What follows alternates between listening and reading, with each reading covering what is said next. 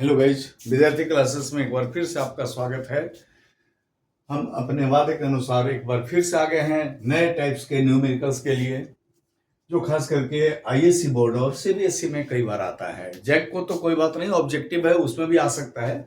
देखिए, इसमें दिया हुआ रहता है कि find out value of m if a vector that, उसका कोई भी वैल्यू दिया रहेगा। जैसे इसमें दिया हुआ है 3i cap minus 2j cap plus k cap and b vector equal to 2i cap plus 6j cap plus mk cap are perpendicular to each other.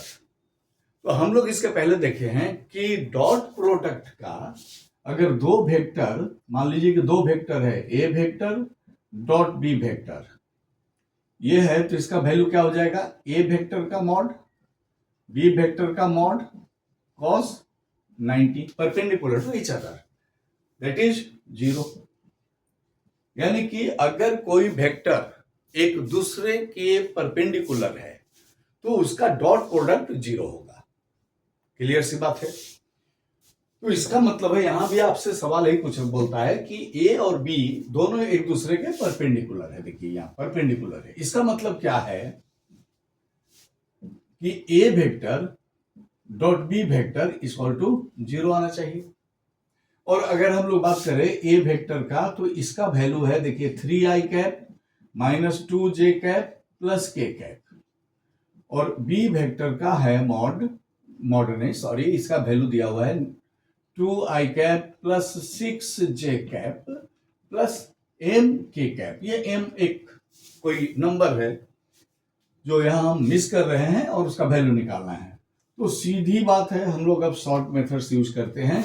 A vector dot B vector equal to, ये हो जाएगा, देखिए 3 into 2, आप इसमें step खा सकते हैं, direct 6 लिख सकते हैं, plus minus 2 into 6 plus 1 into m, और ये हो गया 0 equal to 6 minus 12 plus m, 0 equal to हो जाएगा, देखिए माइनस 6 प्लस एम, एंड 6 को ट्रांसफर कर दें तो m इक्वल टू हो गया 6।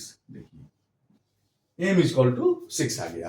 तो इस तरह से कोई भी अगर एक दिया रहेगा अननोन नंबर और अगर वेक्टर परपेंडिकुलर है तो आप उसका डॉट प्रोडक्ट निकाल देंगे, और डॉट प्रोडक्ट निकाल के उसका वैल्यू को 0 पुट करेंगे, ये डॉट भी 0, और हम लोग यहाँ उसका जो वैल्यू दिया उससे प्रोडक्ट निकाले और दोनों को इक्वलाइज किए और हमारा m का वैल्यू बिल्कुल आसानी से निकल गया।